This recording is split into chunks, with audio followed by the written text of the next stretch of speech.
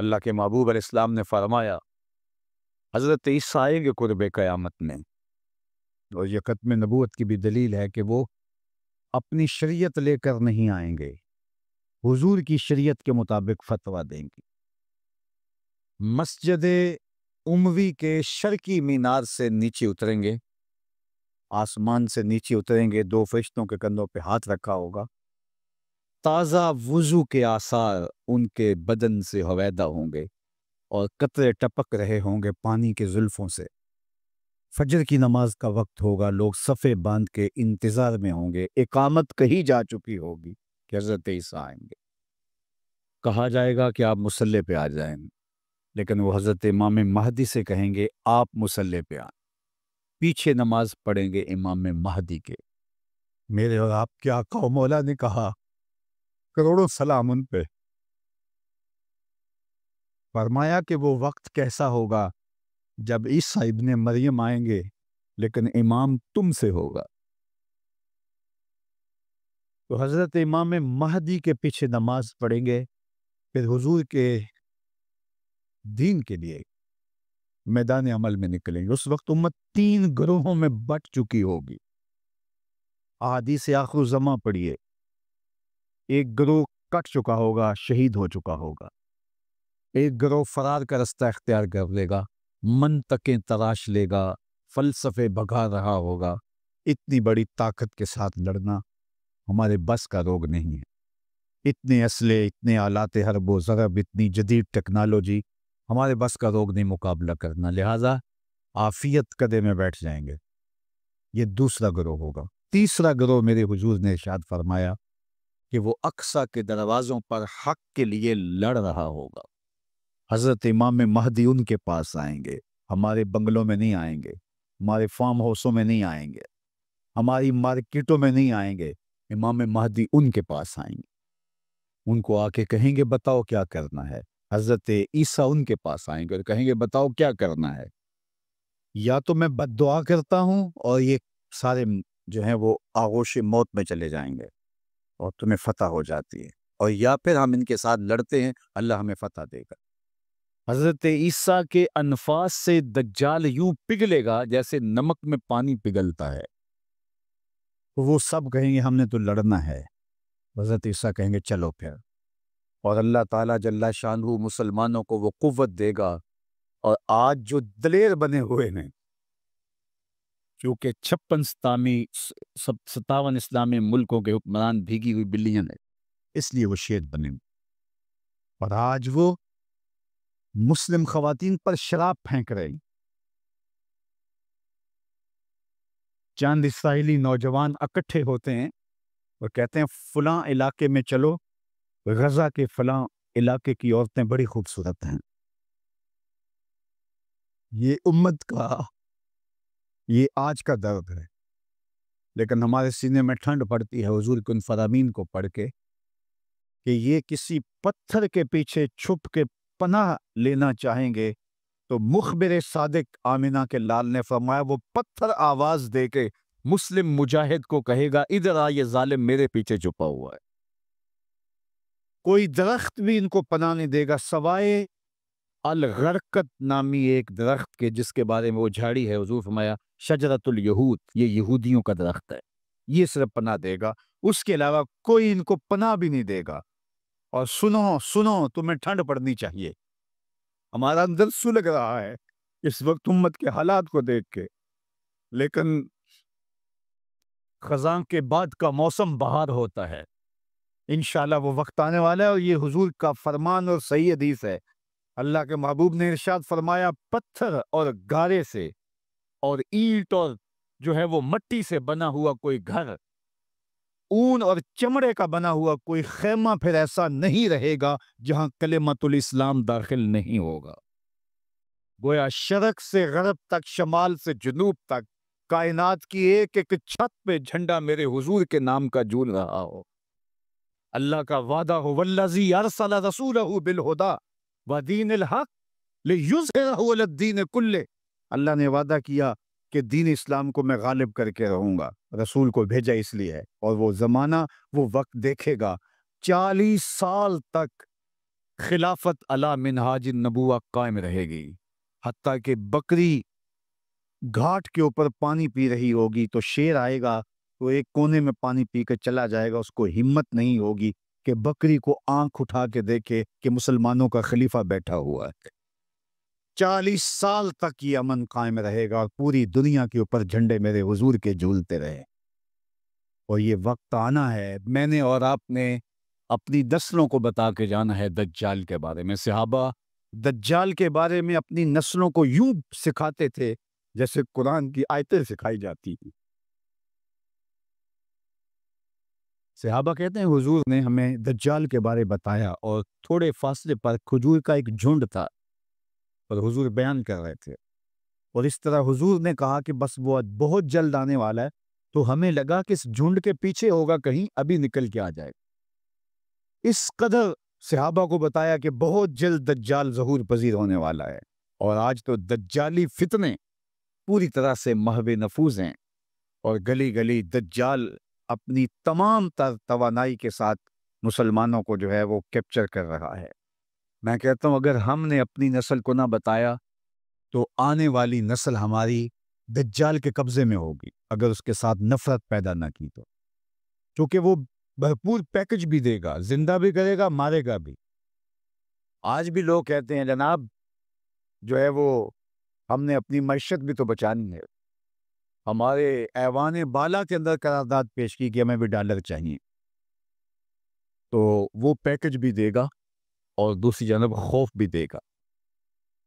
اور بہت سارے لوگ دجال کے ساتھ کھڑے ہو جائیں گے، لیکن جن کے سینے میں ایمان کا چراغاں ہوگا وہ ٹکڑے ٹکڑے بھی کر دے گا، پھر بھی کلمہ حق نہیں چھوڑیں گے۔ ہم نے اپنے آپ کو اتنا مضبوط کرنا ہے، اپنی نسلوں کو اتنا مضبوط کرنا ہے، یہ کسی صورت کے اندر بھی دجال کے ساتھ کھڑی نہ۔ یہ جو 30 جھوٹے نبوت کے دعوے دار ہیں، ان کو کذاب بھی کہا گیا، ان کو دجال بھی کہا گیا، اور دجال اعظم بڑا دجال وہ سب سے آخر میں آنے والا ہے، لیکن وہ اس کا استدراج تو ہوگا جو کچھ دیر چلے گا، لیکن حضرت عیسیٰ کے انفاس سے وہ پگھل جائے گا اور اللہ اسلام کا بول بالا کرے گا۔ تو آج نہیں تو کل اسلام کا بول بالا ہونے والا ہے۔ ان مشکل حالات میں تذبذب میں مبتلا نہیں ہونا، کمزوری میں نہیں آنا۔ یہ مشکل حالات ہیں اس وقت امہ کے اوپر، اور 56-57 اسلامی ملک جو ہے وہ ہتھیار پھینک چکے ہیں۔ یہ کل کا ہی آپ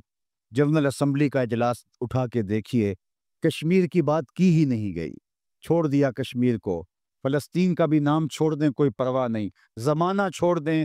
میں کہتا ہوں مالک وہ جو ڈٹے ہیں اقصیٰ کے دروازے پہ، ان کے حوصلے نہ ٹوٹنے دینا، ان کو سربلند رکھنا، ان کو اونچا رکھنا، اور ان کے پیغام کا ابلاغ دنیا کے اوپر ہوگا، اور انشاءاللہ وہ وقت آنے والا ہے کہ پوری دنیا کے اوپر اسلام کا غلبہ ہوگا۔ آ ملے گے سینہ چاکانے چمن سے سینہ چاک،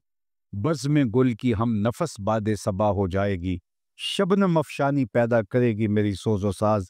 اس چمن کی ہر کلی درداش نہ ہو جائے گی، آسماں سار کے نور سے ہوگا آئینہ پوش، اور ظلمت رات کی سیما پا ہو جائے گی، شب گریزہ ہوگی آ کر جلوائے خورشید سے، یہ چمن معمور ہوگا نغمہ توحید سے۔ انشاءاللہ ہم نے حصہ ڈالنا ہے اور دعا کرنی، اللہ اگر ہماری زندگی میں حضرت امام مہدی حضرت عیسیٰ آئے، اللہ ان کے لشکر میں شامل فرمانا، اور ہماری اولادوں یا اولادوں کی زندگی میں یہ سعادت ان کو نصیب ہو، تو اللہ وہ دجال کے ساتھ نہ کھڑے ہوں، وہ امام مہدی کے ساتھ کھڑے، حضرت عیسیٰ کے ساتھ کھڑے، اور انشاءاللہ مجھے یقین ہے کہ ہماری نسل دجال کے ساتھ نہیں کھڑی ہوں گی، کی روح اور دین کا نور ان کے سینے کے اندر انڈھیل گئے، اس کے 2 آنکھوں کے درمیان واضح طور پہ کافر لکھا ہوگا، جو مومن دیکھے گا بھی پہچانے گا بھی، اور جب پہچان لے گا پھر کوئی فرق نہیں پڑتا کہ اس کے ٹکڑے کیے جاتے ہیں، اس کے جسم کی بوٹیاں کی جاتی ہیں یا قیمہ کیا جاتا ہے، اس کو کوئی فرق نہیں پڑتا، وہ کھڑا ہو کے کہے گا کہ میں تیرے ساتھ نہیں ہوں، میں حضرت عیسیٰ کے لشکر میں شامل ہوں۔ اللہ جل شانہ کی بارگاہ میں آپ سارے لوگوں کی آمین کے ساتھ دعا ہے کہ اللہ اس امت کو غلبہ عطا فرمائے اور ہمیں حضور علیہ الصلاۃ والسلام کے دین کا سچا سپاہی بنائے، اور دنیا آخرت کی بلائیاں ہمارا مقسوم کرے، اقبال کے سارے فلسفے کا رس نچوڑیں تو جو جوس نکلتا ہے، رس نکلتا ہے، وہ یہ ہے کہ محمد سے وفا تو نے تو ہم تیرے ہیں، یہ جہاں چیز ہے کیا لوح و قلم تیرے ہیں۔ اقبال کہتا ہے حضور سے وفا کر لو، پھر قلم بھی تمہارے ہاتھ میں دے دیں گے، تختی بھی تمہیں ہی دے دیں گے، لوح بھی تمہیں پکڑا دیں گے، پھر تمہاری تقدیر کے فیصلے واشنگٹن میں نہیں ہوں گے، بلکہ خدا بندے سے خود پوچھے گا بتا تیری رضا کیا ہے۔ انور نکالتے ہیں اور پہرے پر مامور اس صحابی کو ارشاد فرماتے ہیں کہ تم چلے جاؤ، میری حفاظت میرے رب نے اپنے ذمہ کرم پہ لے لی۔ سوال یہ ہے کہ جتنے بھی پیغمبر، نبی، رسول، جتنے بھی پیغمبر، نبی اور رسول تشریف لائے ہیں، اللہ جل شانہ کے سچے اور فرستادہ رسول اور پیغمبر تھے، انہیں شہید کیا گیا، لیکن اللہ نے ان کی حفاظت نہیں فرمائی۔ حضور بھی اللہ کے نبی ہیں، لیکن اللہ نے اپنے محبوب کی حفاظت اپنے ذمہ کرم پہ لی اور کہا کہ محبوب تیری حفاظت ہمارے ذمہ رہی۔ تو یہ ایک دوسرا سوال ہے۔ قرآن بھی اللہ کی کتاب اور باقی کتابیں بھی جو اس سے پہلے نازل ہوئی وہ بھی اللہ کی کتاب۔ حضور اللہ کے رسول، باقی اس سے قبل جو رسول اور پیغمبر ہوئے وہ بھی اللہ کے فرستادگان، ان کی حفاظت اپنے ذمہ کرم پہ نہیں لی، حضور کی حفاظت اپنے ذمہ کرم پہ لی۔ اس کا جواب ہی ختم نبوت کی دلیل ہے، اور وہ یہ کہ اگر کسی کتاب میں تحریف راہ پا جاتی ہے تو کوئی بات نہیں، نئی کتاب اترنے والی ہے، اور لوگوں کے لیے ہدایت کا سرچشمہ سوکھنے والا نہیں، نئی کتاب آنے والی ہے۔ کوئی بات نہیں، یہ کتاب میں تحریف راہ پا گئی ہے تو دوسری کتاب آئے، اس میں تحریف کر لی تیسری کتاب آئے، اس میں تحریف کر لی تو چوتھی کتاب آئے۔ قرآن کے بعد چونکہ کوئی کتاب نہیں ہے، فَبِأَيِّ حَدِيثٍ بَعْدَهُ يُؤْمِنُونَ، اس کے بعد تم کس پہ ایمان لاؤ گے؟ اگر اس میں بھی تحریف کی راہ پائی جاتی ہے تو پھر قیامت تک آنے والے انسانوں کے لیے ہدایت کا کوئی سرچشمہ نہیں ہوگا۔ تو قرآن کی حفاظت کا ذمہ اپنے ذمہ کرم پہ لینا اس بات کی دلیل ہے کہ قرآن کے بعد کوئی کتاب اترنے والی نہیں ہے۔ ایک پیغمبر کو شہید کر دیا جاتا ہے، کوئی بات نہیں، اس کی جگہ نیا پیغمبر آنے والا ہے، اتمام دین کرے گا، اتمام توحید کرے گا، اللہ کے پیغام کا ابلاغ کرے گا، رشد و ہدایت کا چشمہ سوکھے گا نہیں، اس کے ذریعے سے نور بٹتا رہے گا، اجالے پھیلتے رہیں گے۔ دوسرے نبی کو شہید کر دیا جاتا ہے، تیسرے نبی کو، لیکن حضور علیہ السلام کی حفاظت اللہ نے اپنے ذمہ کرم پہ لی کہ محبوب آپ نے اتمام دین کرنا ہے، اگر آپ کو نقصان پہنچ جاتا ہے تو پھر اتمام دین کون کرے گا؟ حضور علیہ الصلوۃ والسلام کی حفاظت کا اللہ کے ذمہ کرم پہ ہونا اس بات کی دلیل ہے کہ حضور کے بعد کوئی پیغمبر آنے والا نہیں۔ پس خدا بر ما شریعت ختم کر، بر رسول ما رسالت ختم کر۔ لیکن جعلی لوگ، دو نمبر لوگ اپنے آپ کو نبوت اور رسالت کے دعوے کے ساتھ سامنے لاتے رہیں گے، اور وہ اللہ کے محبوب نے پہلے ارشاد فرما دیا کہ میرے بعد 30 کے قریب دجال آئیں گے جو یہ دعویٰ کریں گے، یہ گمان کریں گے کہ ہم نبی ہیں، ہم رسول ہیں، لیکن فرمایا کہ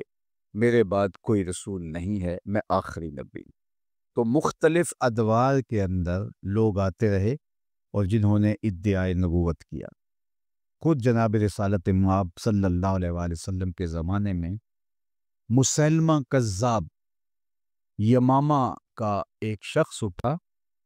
اور اس نے کہا کہ میں پیغمبر ہوں، اور 40,000 لوگ اپنے گرد اس نے جمع کر لیے، اور حضرت سیدنا صدیق اکبر رضی اللہ تعالی عنہ نے اس کے معارضے میں، اس کے مقابلے میں باقاعدہ فوج بھیجی، 13,000 کے قریب لشکر جا کے اس کا معاوضہ کرتا ہے، اس کا مقابلہ کرتا ہے اور اسے شکست فاش دیتا ہے۔ اور اس راستے کے اندر اس جنگ میں 1200 مسلمان شہید ہوتے ہیں۔ اگر آپ کی توجہ میری جانب مبذول ہو اور غور اور تدبر کے ساتھ سننے کا مزاج اگر آپ رکھتے ہیں تو بہت غور و فکر کے ساتھ سننے کی باتیں ہیں کہ 27 جنگیں حضور نے لڑی ہیں اپنی زندگی میں حیات طیبہ۔ 10 سالہ زندگی جو مدنی ہے اس میں 27 جنگیں ہوئی ہیں۔ ان 27 جنگوں کے اندر جو ٹوٹل نقصان ہوا ہے جانوں کا، جو شہادتیں ہوئی ہیں مسلمانوں کی، ان کی تعداد 1000 سے بھی کم ہے۔ 27 جنگوں کے اندر جو مسلمان شہید ہوئے ہیں وہ 800 سے کچھ اوپر نیچے ہیں، 1000 تک بھی ان کی تعداد نہیں پہنچتی۔ اس میں بدر بھی ہے، اس میں احد بھی ہے، جنگ حنین بھی ہے، غزوہ تبوک بھی ہے، جنگ یرموک بھی ہے، کتنے بڑے بڑے مارکے ہیں، غزوہ احد بھی ہے۔ لیکن ٹوٹل جو مسلمانوں کو شہادتیں نصیب ہوئی ان 27 جنگوں میں، ان کی تعداد ہے 1200 اور 800 کے آگے پیچھے۔ اور صرف مسلمہ کذاب ختم نبوت کے باغی کے خلاف جو ایک جنگ لڑی گئی دور صدیقی میں، اس میں صرف 1200 لوگوں نے جانیں ماری ہیں۔ 27 جنگوں میں اتنی شہادتیں نہیں ہوئیں جتنی اس ایک جنگ میں شہادتیں ہوئی ہیں۔ یہ بات سمجھنے کے لیے کافی ہے کہ ختم نبوت کا مسئلہ کتنا حساس مسئلہ ہے۔ اور اس حوالے سے صدر اول کے مسلمان صحابہ، انہوں نے کوئی کمپرومائز نہیں کیا اور پوری قوت کے ساتھ ڈٹ کر کے ظالموں کا مقابلہ کیا۔ ایک تو اس بات کو ہم اچھی طرح سمجھ لیں۔ دوسری بات وہ یہ کہ 30 کے قریب حضور نے فرمایا دجال آئیں گے اور جو ادعا کریں گے، دعویٰ کریں گے کہ میں نبی رسول ہوں، اور وہ جھوٹے ہوں گے۔ اور مختلف ادوار میں لوگ آتے رہے، مسلمہ کذاب، اسود انسی اور سجا، یہ تو اسی زبانے میں آ گئے۔ باقی اس کے بعد آج تک مختلف زمانوں میں مختلف لوگ آتے رہے۔ لیکن جب وہ لوگ جنہوں نے نبوت کا دعویٰ کیا اپنے منطقی انجام کو پہنچے تو ان کی جو جماعت ان کے ساتھ شامل ہوئی، جو لوگ شامل ہوئے، ان کی جھوٹی امت بنی جو، تو وہ بھی ان کے ساتھ اپنے منطقی انجام کو پہنچ گئے۔ آج آپ دنیا بھر میں ڈھونڈیں گے تو اسود انسی کا ماننے والا کوئی موجود نہیں ہوگا۔ آپ دنیا بھر میں تلاش کریں گے، سجا نامی اس خاتون کا کوئی ماننے والا نہیں ہوگا۔ آپ کو مسلمہ کذاب کا ماننے والا نہیں ملے گا۔ متنبی کوئی بھی ہو، اس کا ماننے والا آپ کو نہیں ملے گا۔ لیکن کیا وجہ ہے کہ جب وہ ہمارے پنجابی میں کہتے ہیں کہ جدھر گئیاں بیڑیاں ادھر گئے ملا، جب وہ جھوٹے مدعیان نبوت اپنے منطقی انجام کو پہنچ گئے تو ان کے ماننے والے بھی ساتھی ان کے ختم ہو گئے، چند سالوں کے اندر ان کا وجود مٹ گیا۔ لیکن کیا وجہ ہے کہ دو لوگ ایسے ہیں کہ جن کو مرے ہوئے 100 سال سے زیادہ عرصہ بیت گیا ہے اور ان کے ماننے والے آج بھی دنیا کے اوپر موجود ہیں۔ ایک قادیان کا دجال مسلمہ پنجاب مرزا قادیانی، اور دوسرا بہاء اللہ جو ایران میں مدعی نبوت تھا، اس کے ماننے والے بھی پوری دنیا کے اوپر موجود ہیں، اور اس مسلمہ پنجاب کے ماننے والے بھی پوری دنیا کے اوپر موجود ہیں۔ جبکہ ماضی کی صدیوں کی تاریخ یہ ہے، گزشتہ 13 صدیوں کی تاریخ یہ ہے کہ جس نے نبوت کا دعویٰ کیا، جب وہ اپنے منطقی انجام کو پہنچا، اس کے جھوٹے ماننے والے بھی اپنے انجام کو پہنچ گئے اور ختم ہو گئے۔ لیکن ان دو لوگوں کے ماننے والے آج بھی دنیا کے اوپر موجود ہیں، تو یہ ایک سوالیہ نشان ہے، اور اس کو غور و تدبر کے ساتھ ہمیں سمجھنا پڑے گا کہ ایسا کیوں ہے۔ تو صاحبو، آپ پوری توجہ کے ساتھ اس مسئلے پر غور و فکر کیجئے کہ ایسا کیوں ہے۔ جب فکر کو مہمیز دیں گے تو آپ کو سمجھ آ جائے گی کہ باقی لوگ جو کھڑے ہوئے وہ از خود کھڑے ہوئے تھے، اور جب وہ اپنے منطقی انجام کو پہنچے ان کے ماننے والے بھی ختم ہو گئے۔ لیکن یہ جو دو لوگ تھے جنہوں نے نبوت کا دعویٰ کیا، یہ خود نہیں کھڑے ہوئے تھے، ان کو کھڑا کیا گیا تھا۔ جب نو آبادیاتی نظم سکڑنے لگا تھا تو اپنی گرتی ہوئی حکومت کو بچانے کے لیے عالمی دسیسہ کاروں نے مسلمانوں کو تقسیم کرنے کے لیے اور مسلمانوں سے جذبہ جہاد ختم کرنے کے لیے اور حج کی مرکزیت کو توڑنے کے لیے ان دو لوگوں کو کھڑا کیا تھا۔ اس کو ٹاسک دیا جہاد ختم کرنے کا مرزا قادیانی کو،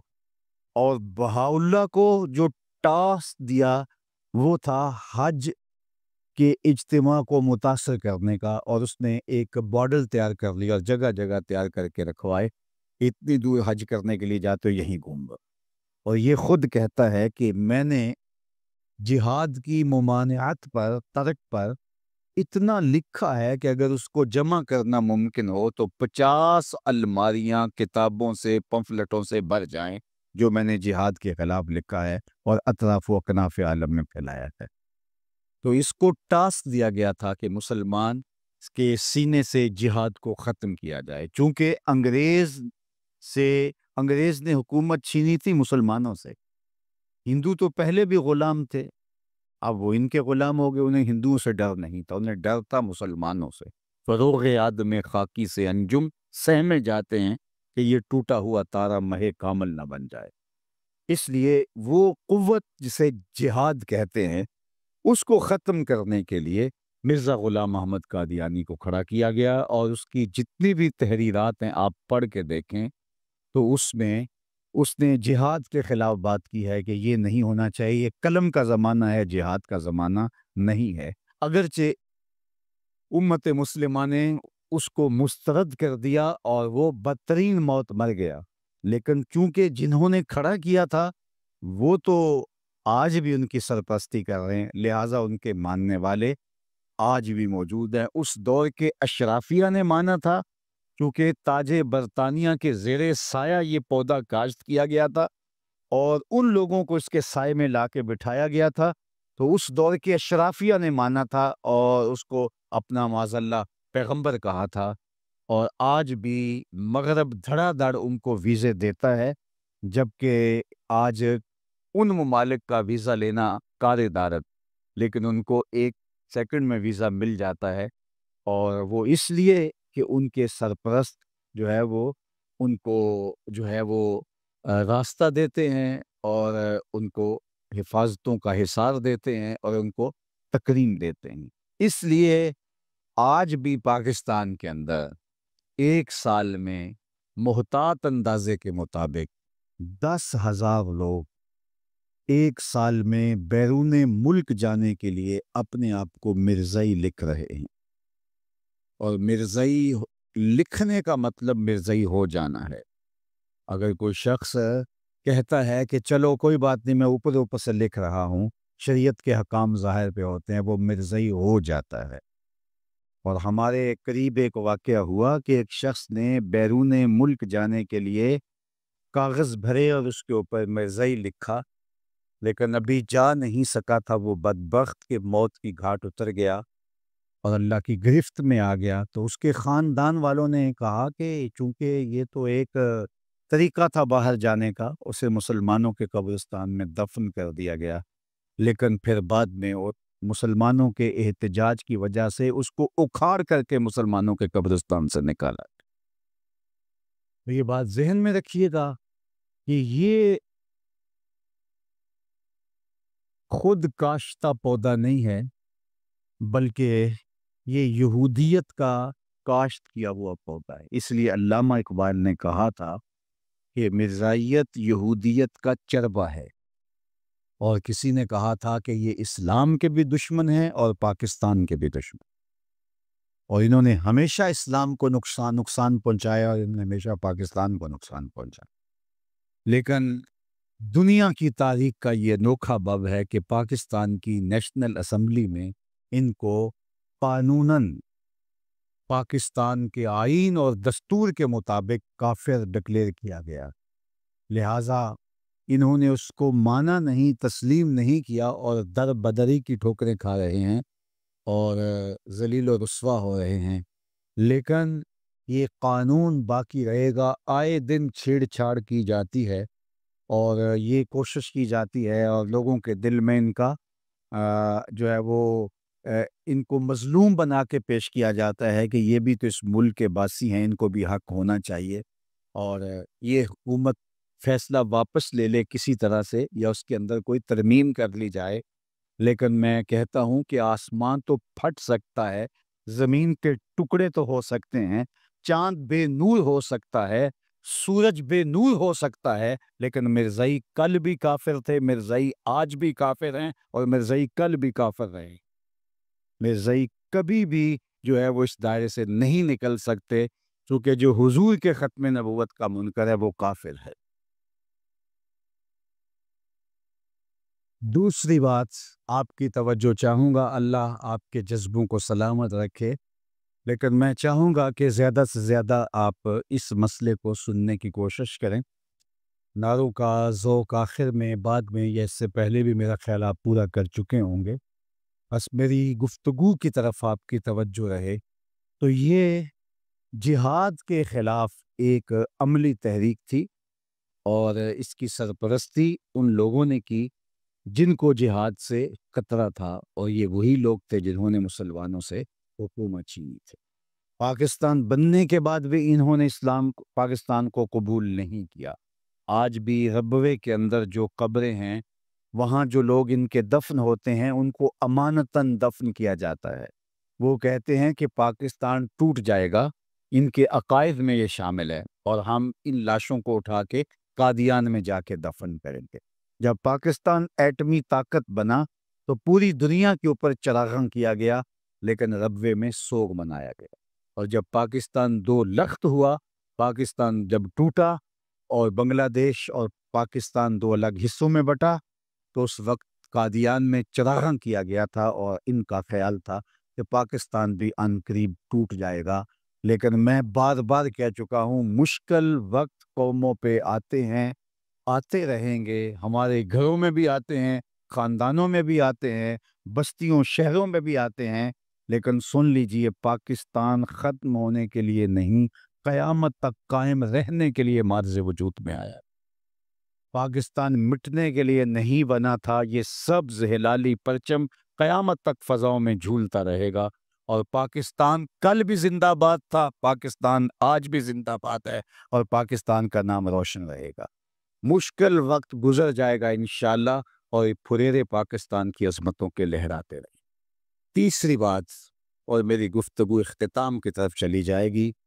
کہ جہاد کے خاتمے کے لیے یہ سارا ڈرامہ رچایا گیا تھا۔ بہاؤاللہ کی جو تحریک تھی وہ حج کے خاتمے کے لیے وہ ڈرامہ رچایا گیا تھا، اور یہاں جہاد کے لیے، لیکن جہاد ختم ہونے والا نہیں ہے۔ میرے اور آپ کے آقا و مولا مخبر صادق، ہمارے ماں باپ ان پہ قربان، آپ نے کہا تھا جہاد قیامت تک جاری رہے گا، تھوڑے لوگ ہوں گے لیکن لڑتے رہیں گے، اور فرمایا اقصی کے دروازوں پر لوگ موجود رہیں گے جو جہاد کا پرچم اٹھائے رکھیں گے۔ اور آج اقصی کے دروازوں پر لڑنے والے